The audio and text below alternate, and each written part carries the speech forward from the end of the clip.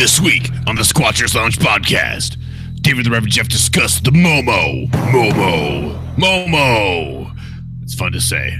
Like M-O, like Missouri, the Missouri Bigfoot. That's right, we're back in America, doing the American Bigfoot thing. We're gonna make America Bigfoot again, whatever that means.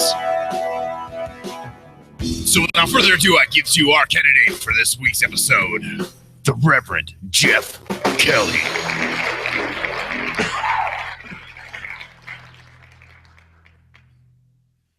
What do you know? It's time to start the show. Hello, everybody. I am your host, the Reverend Jeff Kelly, with the giant red beard. That's right. Red man with a red beard. What can I tell you? I just one of them weird genetic things. Over there is Dr. David Backdoor, Esquire, super pseudoscientist. What is happening, Doctor, my man? Supra pseudoscientist. That's somehow above regular pseudoscientist. That's right. As pseudoscientist. Not bearded, oddly enough, and feeling quite ashamed about this. Very, very funky. Hey, if you guys didn't catch the Monday night show, Bigfoot Entertainment Weekly, the Dr. David Batdorf did a couple of guest spots on Esteban's commercial at the beginning and the What the F Theater at the end. So if you don't want to watch the whole show, it's okay. At least check out the beginning and watch the last 10 minutes. You'll probably get a lot of laughs out of it. Hey, this time of the show, we do the news. So we're going to get a little newsy with it. David and I agree we don't discuss politics because it just sucks all the way around and nobody really cares anyhow. But this one is pretty damn funny. Newstump.com reports psychiatric hospitals are filling up with time travelers sent back to kill Donald Trump. That's right. Psychiatric facilities across the United States are at a breaking point after the number of people claiming to be sent back from the future to stop Donald Trump reached epidemic proportions. New research shown that every 10 minutes, someone claiming to be from the future sent back to save humanity is admitted to a hospital somewhere in the United States. Dr. Simon Williams told us, we're struggling to cope, to be honest. We're constantly booking people in who've been arrested before telling the police that they're on a secret mission from the future and have to save the world. It used to be I'm Napoleon, but not anymore. To say that you've been sent from the future to stop Donald Trump is very unusual psychological delusion, especially to be suffered by so many people with such a similar stated aim. Wow. This all say the same thing, and they come from the future of riots, war, famine, the collapse of civilized society, and then being sent back to make it all right. Wow, dude. Holy crap. That's some funny shit right there. The only better thing would be also the cyborg set back to stop them from stopping Trump. Cyber, yeah, you got to stop cyber industries from We're going straight Terminator on this one. no more Skynet. Well, that's what's going to happen if they don't let the time travelers kill Donald Trump. Next thing you know, we are going to have Cyber 9 and Skynet going on. Crazy stuff. Hey, this one comes from your quasi-terrorist Dean Cooper out of the lounge there. That's right. Facebook.com/groups/SLounge will put you into our Facebook group. Click join, and we'll actually let you come in there and talk with us. Nom nom paleo diet helped humans evolve speech. Or did it? Scientists were forced volunteers. Hey, will you volunteer for my study? Okay, eat this. No, eat it.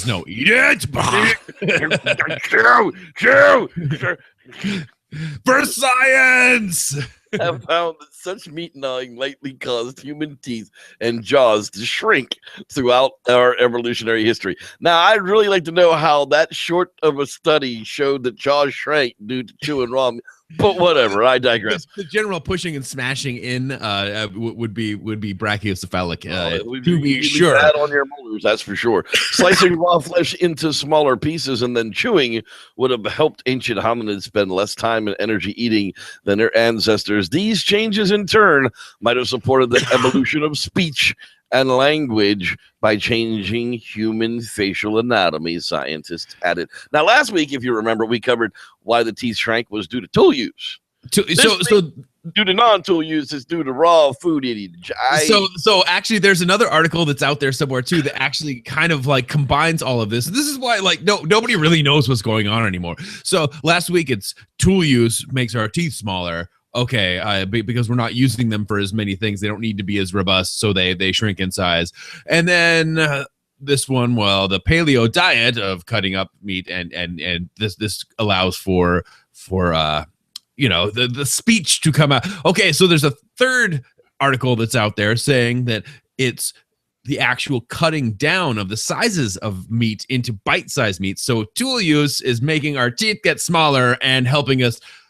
Well, yeah, probably all of the above, right? It's not just one of these things. All of the above. Yeah, and other things. And so, yes, by us utilizing tools and utilizing fire, it brings up Homo erectus here too, and all congregating in a single place to butcher and easily chew and eat.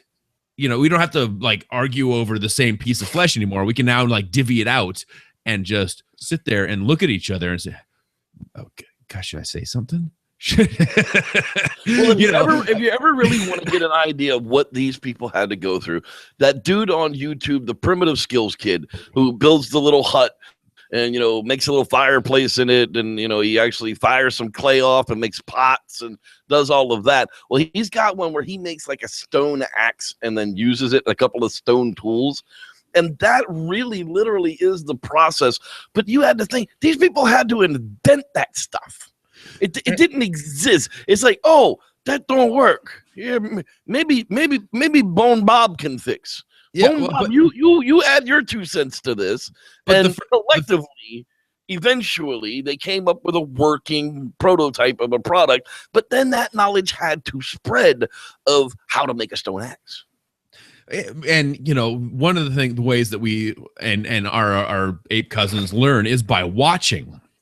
The difference between us and our ape cousins is that we can actually explain with words the nuances of how to do that. So, okay, words didn't probably just immediately happen, but our vocalizations got really complex and all this stuff. But what they've said for a long time, this is not a new thing, is that cooking food, butchering food, divvying it out, and not having to fight over ripping pieces off of the same, if you had an antelope leg out there and everybody's trying to tear pieces off with their teeth at the same time, it's a pretty intense social scenario where you have to really you got to fuck shit up. I got to bite this. Get off of there. I'm taking that piece.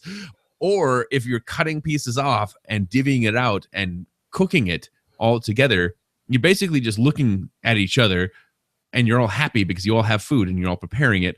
And it's a very different social social construct to live within than fighting over like, oh, well, I'm going to eat the face. No, I'm going to eat the face. It's very different. So that's a very, very fascinating idea. And yes, all three of those things are not new by any stretch of the imagination. And it's funny that they all kind of hit the timeline of the same thing. It's people honing their data. It's like, okay, well, we're going to take this concept that people have this hypothesis, and we're going to find details that support that hypothesis. And that's what science reporting is. And maybe in the last couple episodes I might have bitched about that. So science reporting is just talking about that. It's not that this is a real thing. It's that somebody had a hypothesis based on a lot of good evidence, and then we find data to support it, and then we produce it in a article like this that says nom nom, and then my skeptical hairs go up when I hear the nom nom. And paleo diet, because come on, people, what is a paleo diet? Anyway, moving on. Exactly. You can check this one out at livescience.com. Couple captures terrifying video of a Sasquatch. Bigfoot's on the loose again. This time the video is going viral as it shows a couple's encounter with Bigfoot. It happened while a couple was staying in a cabin in Truckee, California. A couple captured footage of what they believe shows a Sasquatch, or commonly known as a Bigfoot. Well, this article was written 3/5/2016 in the Seven Tales. However, the video has been around since 2003, and it comes from that Paranormal Wacko channel, the Paranormal Whack Job channel, and I forget exactly the name of it, but we know it's a hoax because of that. All of their stuff is a hoax. So just because they are the ones that are actually presenting it with just a couple of clicks, there it is, the Paranormal Review channel. That's right.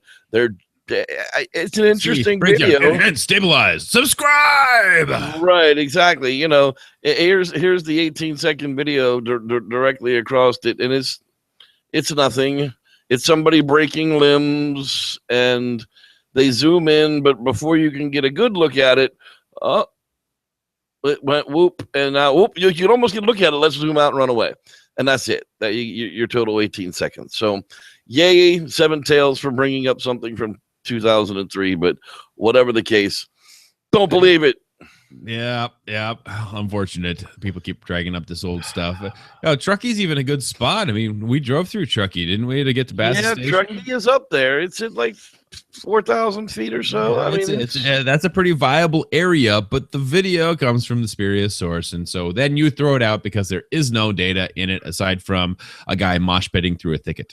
It might as well come from Hank's taxidermy. Let's see here. Richard Felden Freeman's 2016 thylacine expedition, as reported by the FortisanZoology.blogspot.com. That's right.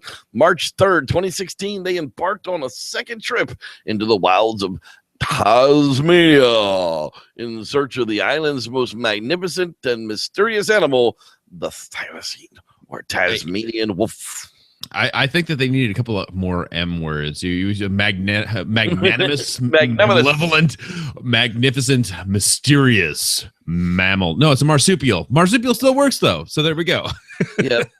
So it's the Tasmanian wolf's a pouch eater. That's our pouch baby. That's kind of strange. Often termed the world's healthiest extinct animal, this dog-like striped marsupial carnivore.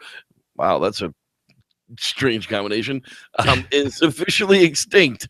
Nonetheless, there have been over 4,000 sightings since the date of its alleged expiry in the 1930s. The animal's also had its continued survival predicted by computer programs. Wow. Oh, really?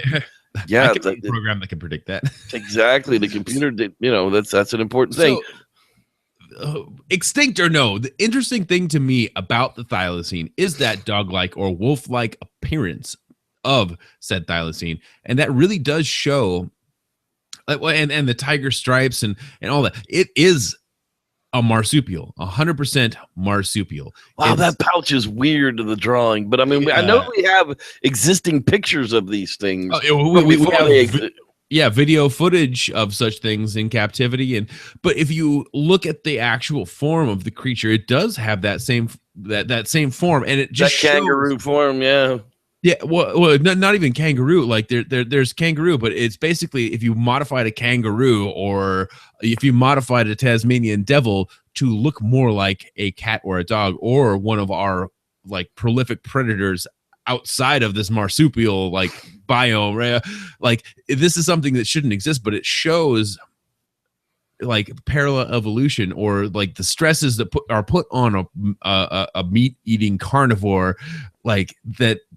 This is the Look at form. You turned me into a poucher. You bastards. You turned me into a poucher. That's the thing. That's the thing. The pouchers came first, and it's like, okay, well, if I'm going to eat the meats, I'm going to look like this because of all the things that I need to do to be able to catch all the meat.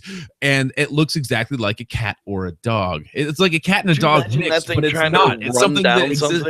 It can't. The last common ancestor was so far before that. There's no relation whatsoever, but it looks like a cat/dog with a kangaroo face. It's crazy and sharp teeth.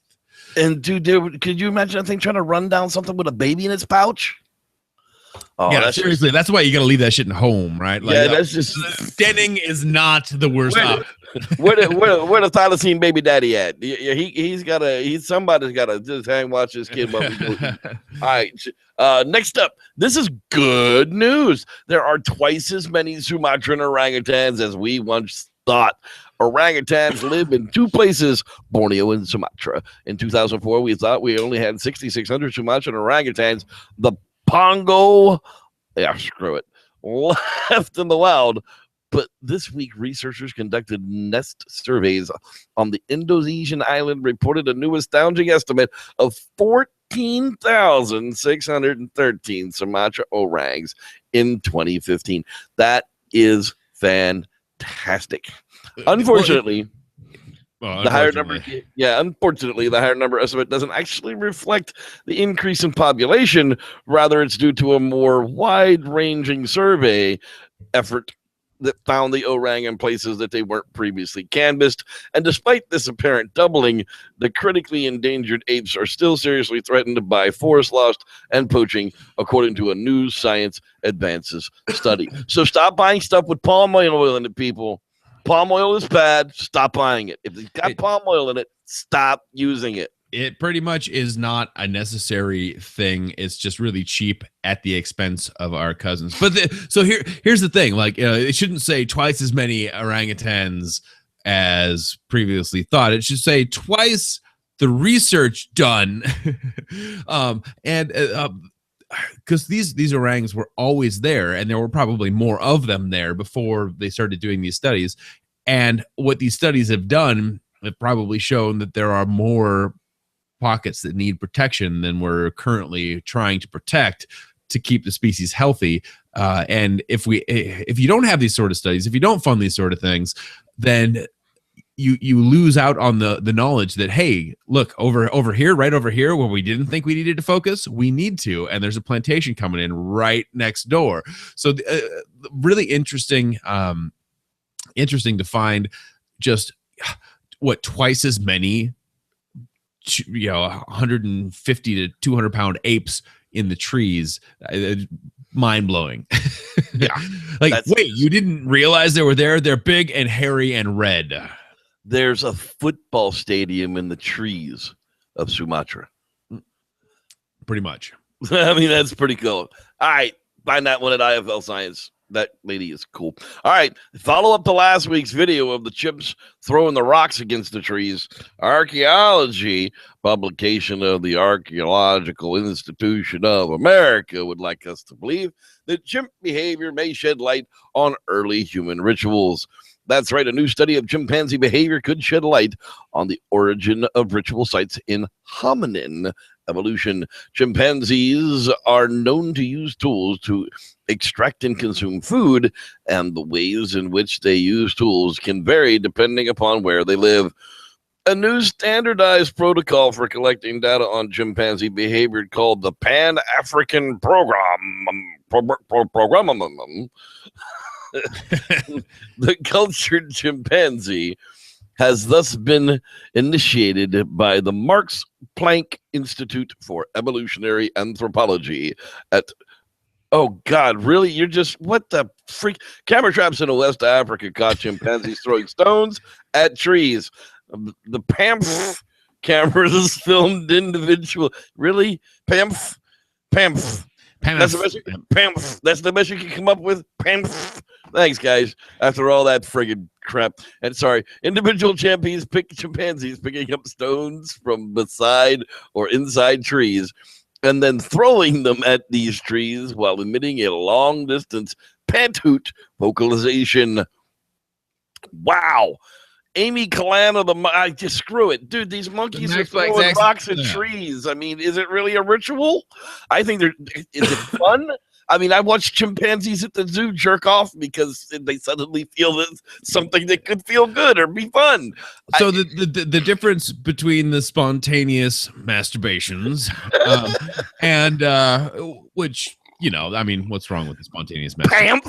So really, Pamf.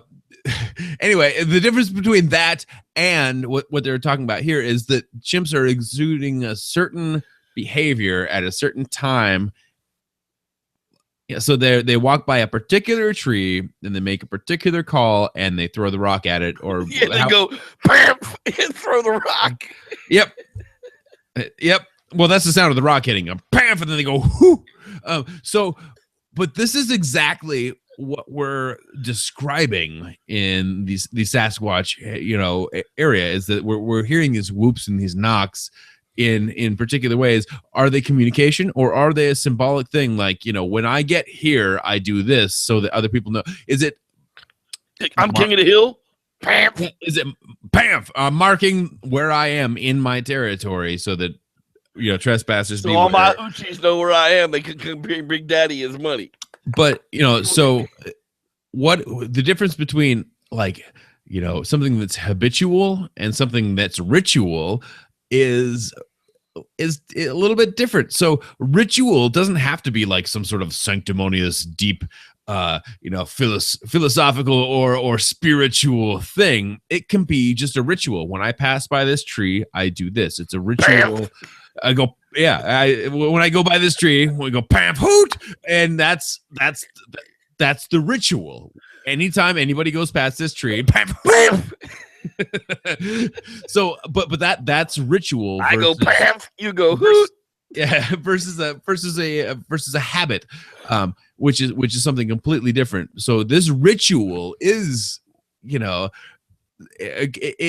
interesting, and there's not a lot of other creatures that would exude that show this sort of behavior, and it's very interesting and it may shed light on the beginnings of ritualism and spiritualism and other things like that in ourselves, if we again transport ourselves back in time to before the things that made us us. And would something as simple as this, the more complex that ritual becomes, if it goes pamp hoot poop, When I go pamp, you go hoot, then I go pamp, poop, and now all of a sudden it's a lot more complicated. And if you go pamp hoot poot, and then you, poop, and then you go pamp hoot poot masturbate. Oh yeah. Well, now speaking of don't touch yourself or you'll go to jail or you'll go to hell. This gets even worse. Our next article we bring up the new behavior suggests chimpanzees may believe in God. Oh, pamp hoot. The Reverend here says, I'm not too sure about that one. Humans and chimpanzees are very close genetic relatives, but just how close we truly are is still something of a mystery. New footage of West African chimpanzees show them throwing rocks against trees for no observable reason, prompting scientists to wonder whether they are performing a kind of religious ritual. Now we go from just a ritual. Now all of a sudden it's a religious ritual. There's a means God help me, or that's God where people make these leaps to religious ritual. People talk it. Okay, the base study that this is referring to, and the pamp hoot thing, whatever, like it's talking about a ritual behavior, and it's talking about could this be the beginnings of our spiritual rituals, right? So where did this come from? Asking that question backwards. There's no answer. They just ask that question backwards in context, and then all of a sudden it's that fucking chimpanzee believes in God because they hit a rock on a tree, right? No, this is a ritual behavior, and every time that this particular society goes by this tree, they throw a rock at it and they hoot. Maybe they'll get so complex they poop and masturbate. I don't know, but it does not mean that they have a belief in God. Pamp. So, thanks a lot, AOL.com. Stretch it a little further. Chimpanzees are going to be giving you tithes too. I don't know what you're going to do with 10% of their friggin' bananas, but they're going to be mailing you in seed bananas, just like you want them to be mailing you in seed money. I'm sorry. Don't even think you can get away with all those figs. Finally wrapping it up tonight, CTV News. Vancouver Island says that a fisheries officer had an encounter with a Sasquatch, or did he? On Vancouver Island. I don't know. We've talked about squatches on Vancouver Island. We even considered, the island there by David. Could they really be there? But, cockle eaters. Are there Bigfoot on Vancouver? It's an awfully small place to not have a final answer for that. Don't you think, Dave? Well, Vancouver Island is a gigantic place. Well, I know they did that whole surviving alone. You say it's a gigantic place, but it's still an island. Well, you can survey an island, even if it's by helicopter. It can be done. Well, so the Vancouver Island proper like as denoted by the Queen, is probably larger than Tennessee. Tennessee. Is it really so that big? it's a very very large thing. It's at least 2/3 the size. So of it's almost its own continent. it's a big thing out there. But you know, like the islands that we're talking about are very, like, you know, very small, where the stories that I'm referring to like they're but there is this rich history, but all of those islands you can swim from one to the other to the other to the other. There's no point where you can't swim from one to the other. As a matter of fact, you can Biggie swim. doing the backstroke. Do you think Biggie can swim? I don't know. We'll have to think about that one night. Well, there are lots of stories of Biggie swimming. We can talk about that. Maybe we should. That'll be next week. Next week, Yeah, we'll talk about let's do Bigfoot on Vancouver Island. Yeah. Bigfoot swimmy next week on the Squatchers Lounge podcast. We could probably actually invite some of our friends on that show if we really wanted to. We could send in a couple invites, because I think there's a lot of history out on that particular island that really does connect back into the mainland, into BC, whether it's like just north of Vancouver and the Gold Coast, or back into Washington, into the area that I'm sitting right now. Like that's a very interesting concept. But I think that there's more history in this area of Sasquatch sightings directly related to water than there are Sasquatch sightings anywhere else. So it's definitely something to that. And the fact that they were, in fact, that was the cockle eater in the folklore right around here is something that's important. Exactly. Well, that wraps up for the news. It's time to get a little quasi with your host. That's right, our boy Dean Cooper. And now, quasi theories from a quasi scientist with your host, Dean Cooper. Some observations on my beard. A recent preliminary study has found that men's beards, when allowed to grow to at least an inch or two, grow a species of bacteria, Staphylococcus epidermidis, that has antibacterial properties, possibly even against the dreaded methicillin-resistant Staphylococcus aureus, or MRSA bacteria. This has induced me to examine my own beard. I have not the facilities for proper bacterial culture, so I limited myself to visual observations. Here are my conclusions. Firstly, it is almost all white, but there are a few dark brown and a few gray ones left. Secondly, it is not as long as it looks. The longest individual whisker I could find is about 6 inches long. It is at the bottom of my chin. I had allowed all of them to grow as long as they wanted to a couple of years ago, but I had to stop that experiment when they reached ZZ top length and would get stuck in my armpit when I rolled over in my sleep. Thirdly, here's a fact that is little known among those who can't or haven't grown a beard. Yanking on a whisker is like yanking on a pubic hair. They have large roots, and it can hurt like the devil. Getting my beard caught in my armpit would literally yank me awake, whenceforth its current length. Fourthly, not all whiskers grow to the same length. For example, the little inverted triangle just under the lower lip, the ones the hipsters grow these days. Those grow to only a couple of inches long and rarely need trimming. The ones on my upper lip seem to want to grow forever, and mine want to grow straight, forming a classic soup strainer. I therefore trim them short. Fifthly, having a longer white beard coupled with long white hair will get one mistaken for a number of other people. Santa Claus, of course, or a wizard. I have heard background comments when out in public of a fat Gandalf being in the area, or a Hogwarts professor. I prefer to be thought of, by Terry Pratchett cognoscenti, as being employed at the unseen university, where all us wizards never actually practice magic much, due to the widespread destruction that occurs when we fight. Pagonophobes would be justified in their fear. Boy, I enjoy being obscure. You may read the text of this on my blog at bydean.com. That's BHAIDIN.com. And there you have it. A little bit of quasi thoughts from the quasi scientist. Wow. Stay obscure, my bearded friend. That's why we have you on the show, my friend. Hey, this is the time that we get out in the shout out box and we find out who's hanging in the chat room tonight. So let's get him start from the top of the list. Looks like we got Dave Stumpf. It looks like there should be a vowel between the P and the F, but stumpf, I'm gonna say is what it is. Bam! Hey, hey, Dick Jones, how you doing there, Dick Jones from Guadalajara? Pokey's first time into getting their cherry popped out there in the live chat room. Who else is out there? Life and Times JCM. That's right, Jevin Moore, our Jesus Christ of Monterey Bay.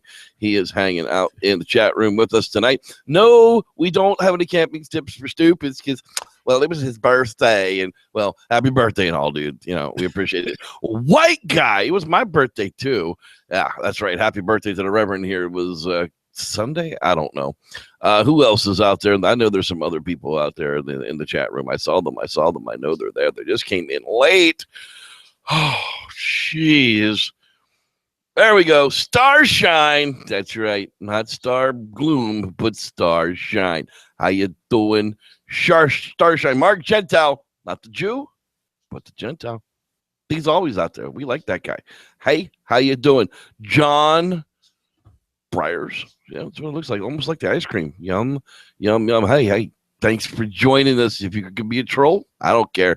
Trolls get us paid too. Let's see who else is hanging out there. And I always tell them too, when the trolls show up in the chat room, make them cry. Talk about how they were touched as a child, and I don't mean by God. Paul D. Giamacco, God, Jenny, whatever, dude. Thanks for showing up. I'll get it right if you send me Giacomo. There it is. Giacomo. That's close enough. Whatever. Thanks for stopping in, man. God damn Wop's names. I grew up with an Esposito. I still can't pronounce his name, and he was my uncle. So don't threaten me, pal. I think that's gonna land. Andrew Jones slipped it right in there. How you doing? Super late, Andrew Jones. Hit the swing and a miss. Strike two. Okay, that's what's out in the chat room tonight. Thanks everybody for joining us. Oh wait, I think I may have saw somebody else slip. No, that was a white guy. Hey, that's right. He's out there too. Thanks everybody for joining us in the chat room. It is time for us to get our Mo on. That's right. This week we're talking about Louisiana, Missouri, and the Mo Monster. The Missouri Monster. There's a bunch of different names for this thing, but mostly it's Sam Squanch. It's a Bigfoot. William Stage writes about the Missouri Momo Monster. A Louisiana Missouri is a sleeping Missouri River town about 25 miles southeast of Hannibal. But 26 years ago, the town gained national attention as documented reports of a wild and woolly man creature, the Midwest answer to Bigfoot, began to surface. The press jocularly, that's right. Father Bouquet used to say that word on MASH, dubbed the elusive and rank-spelling critter Momo for Missouri Monster. I still don't know why it's not Mimo, but whatever. The first sighting was on the afternoon of July 11th, 1972. The Harrison boys, Terry 8 and Wally 5, were playing near their home at the base of Marzolf Hill, a ridge that runs the length of the town. At some point, Terry felt an unease. Really? You felt an unease at 8, Terry? Okay. He glanced up and saw something staring at him. It was big and hulking and ominous. Well, what wouldn't be to an 8-year-old? Its face was obscured by a mat of long hair, so it basically had dreadlocks that obscured its face. Terry screamed. In the house, 15-year-old sister Doris, hearing the screams, ran to the window. It was right by the trees, she would later tell reporters. 6 or 7 feet tall, black and hairy. It stood like a man, but it didn't look like one to me. Wow. 1972. And it's true, there were hirsute hippies roaming the forest. And at times there would be seen lumbering through town some scruffy barge hand who might prompt a double take, but it seemed it was a new species. Both Terry and Doris said the creature seemed to have no neck, and it was carrying under its arm what looked like a dead dog. flecked with blood. Yummy, yummy. Edgar Harrison came home from work and found no monster, but near the tree where his excited children said the thing had stood, he found faint footprints in the dust and black hairs stuck to some twigs. Harrison tried to reassure them that what they had seen was probably a hobo who by now was long gone from the area. Harrison was a deacon in a Pentecostal church. Woohoo! So that makes him credible as all. Legitimate, because he's a Pentecostal church member. And that Friday, July 14th, there was a prayer meeting at his home. Later, as the group socialized on the porch, they heard a series of growls and shrieks coming from the water reservoir atop Marzoff Hill. The harrowing sound got louder and louder as it drew nearer. The neighbors, too, came to see what the manner of beast was making such a racket. One of them yelled, "Here it comes!" in the panic, and they all fled away from the awful screams. According to the Louisiana Press Journal, by the time the police arrived on the scene, all was quiet once more. Yeah, I'm sure it was. Others began seeing Momo about 5 in the next morning. Louisiana resident Pat Howard saw a man-like creature cross the road near Marzoff Hill. He described it as only a dark object running like a man. On the river road that runs northward out of town, Ellis Minor, then 63, sat alone in the front of his cabin. Around 10 p.m., his bird dog began to growl. Minor got his big flashlight and shined it out towards the road. It was standing there. Minor told UPI reporter, "I couldn't see its eyes or face. It had hair down about to its hind parts." Well, that doesn't, okay. Down to its hind parts. As soon as I threw the light on it, it whirled and took off that away. Well, on July 19th, Louisiana Police Chief Shelby Ward organized a 20-man posse to search Marzoff Hill. Spread out with walkie-talkies, they combed the ridge from end to end. One of the paths they saw that an old dump had been recently disturbed. Rubbish dug up and strewn about. They also discovered two disinterred dog graves. There you go. That's one of them. I was stuttering. It wasn't that I couldn't read it. Sorry. Disinterred dog graves. That means dug up for all y'all. Yeah, for y'all non-educated people, that means they dug up the dog graves with bones scattered about. It was getting weirder and weirder. The Harrison home, I got stuck stuttering on that word and I kept rereading it at the same time. Kind of really pisses me off when that happens. The Harrison home had become a staging area for Momo seekers. Edgar took Richard Crowe from Chicago's Irish Times up on Marzoff Hill. Crowe would write, "As we woke up the path, we found a set of tracks. They looked like large human footprints. Even with the heel impressions incomplete, it measured 10 inches long and 5 inches wide. There had been no rain for 10 days. We estimated there more than 200 pounds of pressure would have been necessary to make them there prints in the hard soil." Really? 200 pounds? That's a whole lot of not big man. 10 inches by 5. Well, it is twice as long as it is half wide. So, according to Meldrum's secret formula that nobody's supposed to know about, that might actually work.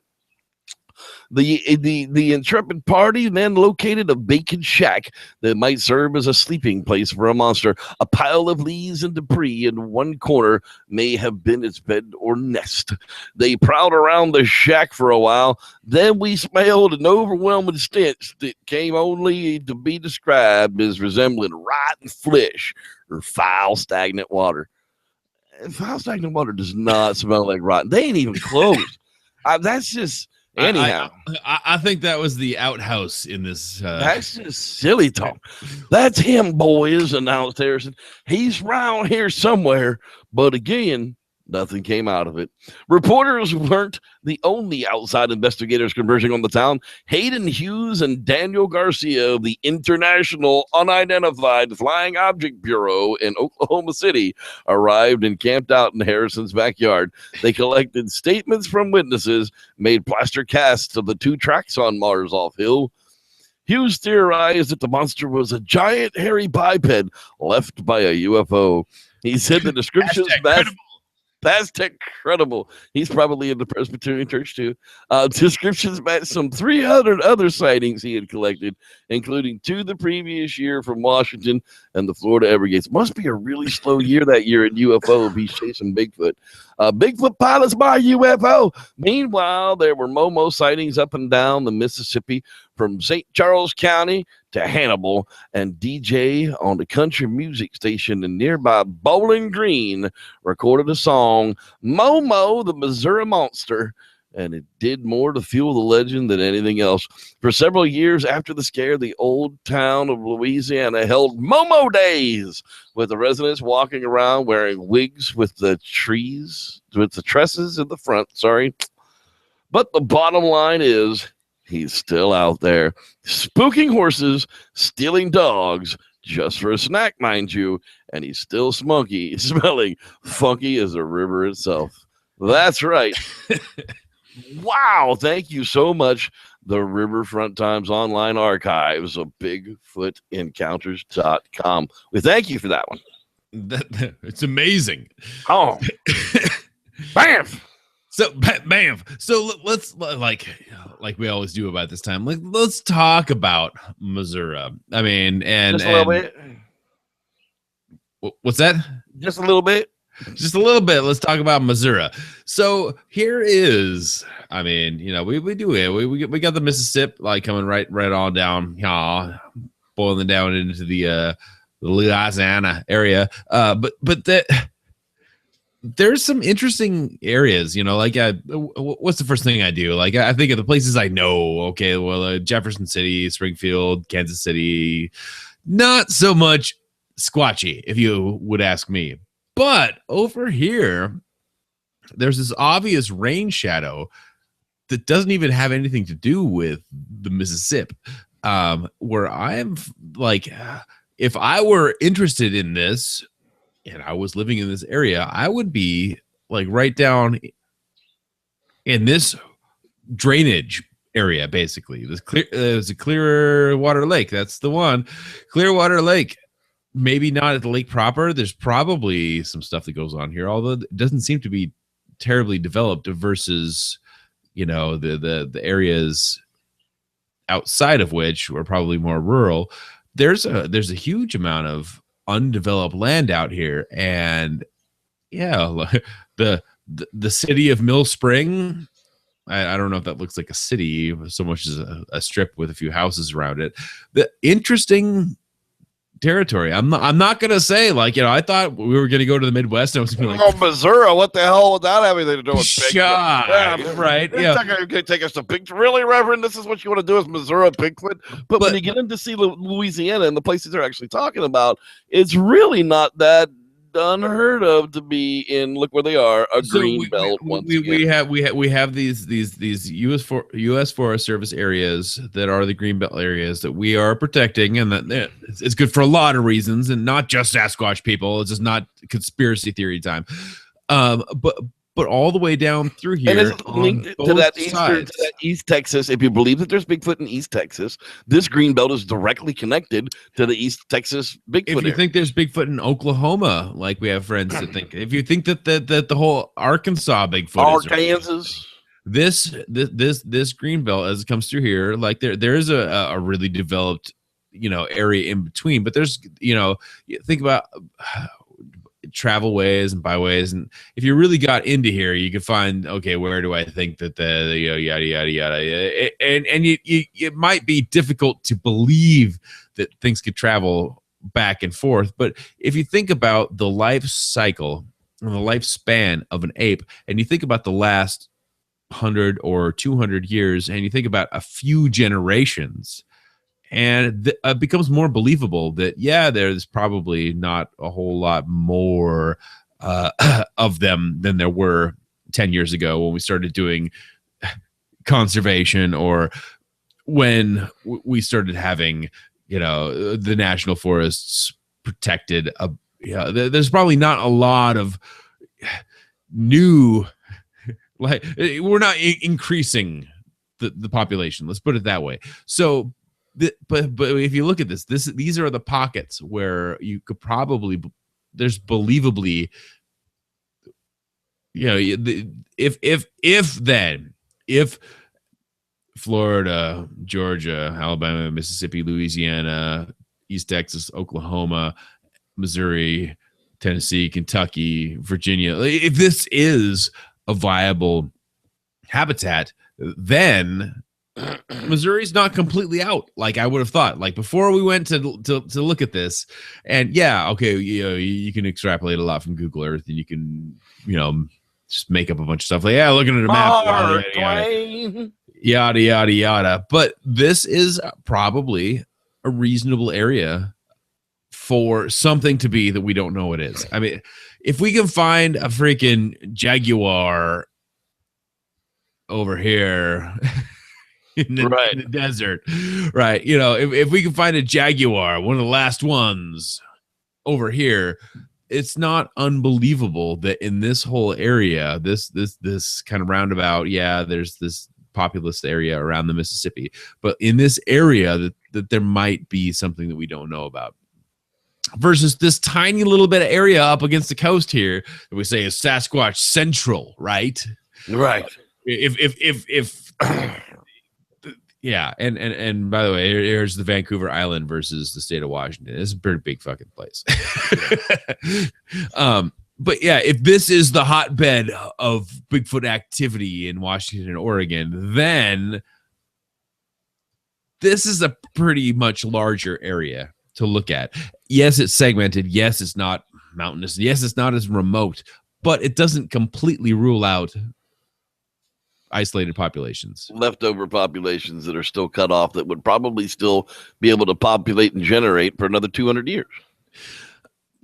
Or maybe not. But if you think about the changes that we've made in the last 200 years. Swing and a miss, strike two. Yeah, but like if you think about the changes that we've made in the last 200 years to that habitat, it's possible that there's still strongholds of population in those areas. It's not completely unreasonable. And like we've also but again, it's an if then. If Sasquatch populated that area, then Missouri's not a completely ridiculous place to look like I thought it was before we started this process. Exactly. And you know, when you talk about it in biology, the larger the animal, the longer the lifespan. So if a Sasquatch is an 8 to 9 or an 8 to 10 foot creature, and you know, humans we would normally live to be in the wild probably 60, 65, but that's because we're smart. So let's go back to the other great apes and say gorillas. That would be the next step up. They live to be 40, 45. Sasquatch would probably live to be 55, 60, maybe 65 years old in the wild. So, but the whole idea of the breeding cycle, you have to be, depending on whether or not you're in a troop with viable mating, you know, population all the time, right? Or you know, if you've had a child, most of the other known apes are 4 to 6 years before you actually even come back into estrus. It's not like us where you can have that 10 months apart you've had children. You know, like that's happened to some friends of mine. It's terrifying. But anyway, right. But if they're living to be 65 years old, they're breeding from, you know, probably teenage years like we are, clear up until, you know, they go through whatever their menopause would be for 40 years. So if they're breeding every 4 years, they're still giving 10 births. But if you think about the likelihood of finding a non-familial mate in a sparse population like that, right? But your existing populations would still be breeding, though. Your dude's already going to have his pimp chicks. They're already out making money for Big Daddy. Yeah. So that's like that's the idea. Like, how would you sustain that? Like, what is the model, and then how do we prove that? Well, of course, proving that is really difficult. Right. But the model would have to be that there's some sort of population to do that with. But even, you know, Big Daddy, who's, you know, throwing rocks against trees. That's right. Masturbating most of the time. Bamf, whoop, masturbate most of the time. Because there's not probably a viable mate all the time that's right there, right? That's why he's probably doing the pamp, whoop, masturbate. Yeah, pretty much. There isn't a pimp chickie right there. So these are the really difficult problems to overcome, but it doesn't totally make it unreasonable to think that, like, okay, well, if there is sugar daddy and sugar mamas and another sugar daddy and other sugar mamas, like reasonably close enough to where that they could cross breed without inbreeding and completely ruining the population, then you could sustain that for quite some time, enough to be in the last 200 years not completely wrecked. And I mean, we've tried that in the United States. Well, think about to wreck our population with our cousins, but that's not really worked. Right, but think about what year it's 2016. If we go back 200 years, we're only talking about 1816. In 1816, it's completely believable that there could have been a few pods, if not, a few hundred Sasquatch creatures living in the great oak forest that was Oakland, until man come along in 1840 or so and cut it all to the friggin' ground to build Oakland. Okay, in the hills that are still up there that have never been touched, that were saved before they were cut down, there could still, even now, 150 years later, if these things live to be 65, there could have very well been non-related genetic links still up there able to breed against each other. They could still be producing young today. There might not be a lot of them, but there could still be a few of them that are still trying to breed it out. Well, let's put it this way. Let's just average. Let's say it's really hard.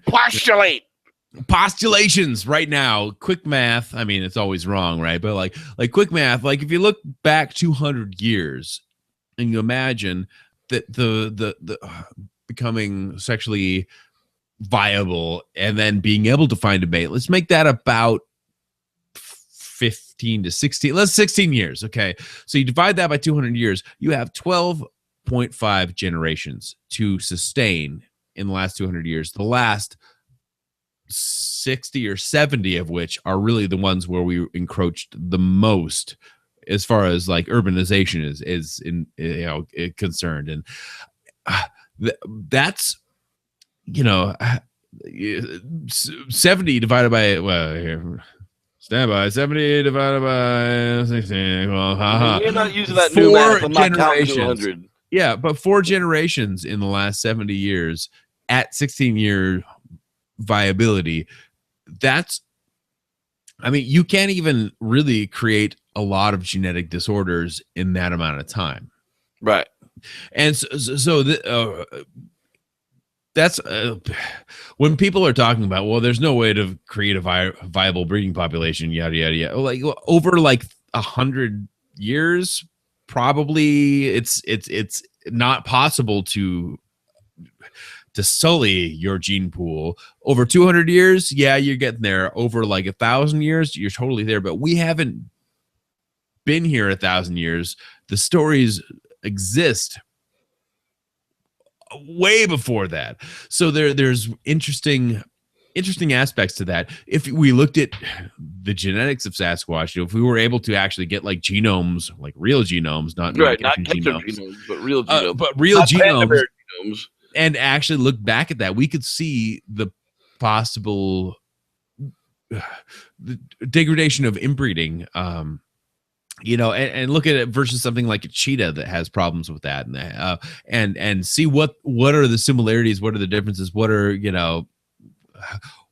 do we have to worry about with the homogeneous becoming homogeneous over the course of hundreds of thousands of years, and our inevitable extinction because you can't sustain that. It's so weird. Like to look at how that breeding could possibly work and to actually think about it reasonably and think about it in years and think about it in generations and think about it in the possible aspects of how their society would use sex to propel itself into the future, to make that viable, to use evolution because sex is evolution, and to look at pockets in Missouri and say, yeah, that could work. That really could work. I'm sorry, but that could work. And that's where we get left off at. It basically, who knows? It's very well possible that there are relic populations in Missouri still hanging out, trying to figure out what to do with each other. Who knows? I say we need pictures, we need videos, we need a couple of them on a slab on the table. Let's get some science going and, figure out the answer. Squatching season's coming, people. The snow is starting to melt. You know what I say? Bam, whoop, masturbate. That's right, Brad. Whoop, masturbate. Okay, let's check in one last time with who's hanging out in the lounge. And I did. I'm so sorry. I skipped over our boy, Rod Dupree. Sorry about that, buddy. He is hopefully feeling a little bit better out there. I didn't mean to skip over you. Dave Jackson, how you doing, man? Glad you were able to join us late out there. No Bull. Yeah, really, Bull. No Bull. He's actually out there in the chat room as well. And I think that was the last one that I missed. If not, get in earlier, people, because there ain't much I can do about it. Zachary Ekiel, you almost got skipped again because you're getting in so damn late. Get here earlier next week. California Pickin' finally shows up. Jesse Love, yep, everybody see they're skipping it at the very end. I told you people leave me a message, I give you a blessing. May the Squatch be with all of you. Thanks everybody for watching. David, you got anything you want to wrap up tonight's discussion on the Mo Monster with? Bam, whoop, masturbate. Bam, whoop, masturbate. That's the way we'll end this one tonight. We want to thank everybody for watching. Come watch the show Monday nights, Bigfoot Entertainment Weekly. This week we're doing Blood Forest. That's right, people. Blood Forest. We keep finding Bigfoot movies for y'all people to watch. You can't say it like that. You got to be like, Blood Forest. That's right, bitches. Thanks.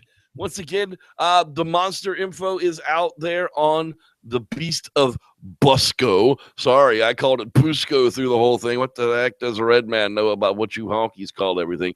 Thanks, everybody, for watching. I'm your host, the Reverend Jeff, for the Dr. David Batdorf, pseudoscientist. Go to westlosner.com and pick up the Squatchers Lounge podcast prints. They're on sale. He's shipping them out. And may the Squatchy be with you. bam, whoop, masturbate. Bam, whoop, masturbate. Grin like a dog. Eat dessert first. Pound your conch every single day. The great Jim Phillips, the Commander-in-Chief. Hey, if Trump gets elected, I'm not leaving. I'm going to stay right here and see what this shit is. And if y'all elect Hillary, well, I don't know what to tell you. Scooby-Doo for president. Why I like the lesser of two evils. Cthulhu 2016. Hail Cyberdyne, Skynet, we love you. May the Squatch be with you.